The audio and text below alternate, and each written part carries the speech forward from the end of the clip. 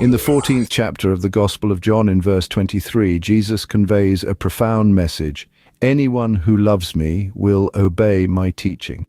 My Father will love them, and we will come to them and make our home with them. This verse speaks to the essence of love, obedience, and the divine connection between humanity and God. In a similarly inspiring narrative found in Exodus 33, we encounter a pivotal chapter that resonates deeply in my current spiritual journey. The richness of this chapter unfolds as the storyline transitions from the Israelites' journey from Egypt to the Promised Land, to Moses seeking God in the tent of meeting outside the camp. Beginning in verse 7, Moses sets up a tent at a distance from the camp, inviting anyone desiring to seek the Lord to join him in conversation. As Moses enters the tent, the entire camp observes in awe as the pillar of cloud descends and halts in front of the tent, symbolizing God's presence. The people stand at the entrance of their own tents, collectively engaging in worship.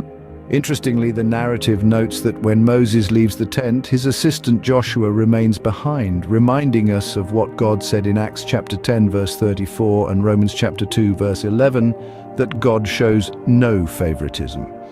The invitation to the tent of meeting was extended to all, yet only Moses and Joshua are mentioned as participants.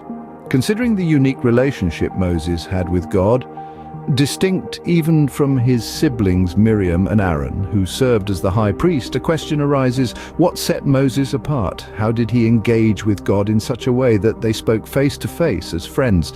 The Bible reveals that Moses consistently sought out God in the designated space and time of the tent of meeting. This raises the possibility that others could have accessed this opportunity, yet the narrative focuses on Moses and Joshua. Drawing a parallel to Peter's bold request to join Jesus on the water, we see that sometimes blessings and lessons are reserved for those who dare to step forward. After all, faith without works is dead, James 2:26. Moses did something that God cannot do for us. God cannot spend time with himself on our behalf. The tent of meeting was open to anyone, yet only Moses ventured inside while others observed. In contemplating this, it becomes evident that having a meaningful relationship with God requires more than passive observation. It demands bold, intentional engagement. This narrative should inspire all believers to emulate Moses in our spiritual journey. We too can cultivate a relationship with God that goes beyond mere observation. Just as Moses dared to seek God in the tent of meeting, we must aspire to step into that space, anticipating the blessings and lessons that come with connecting with the love, acceptance, and joy that God offers freely and to all.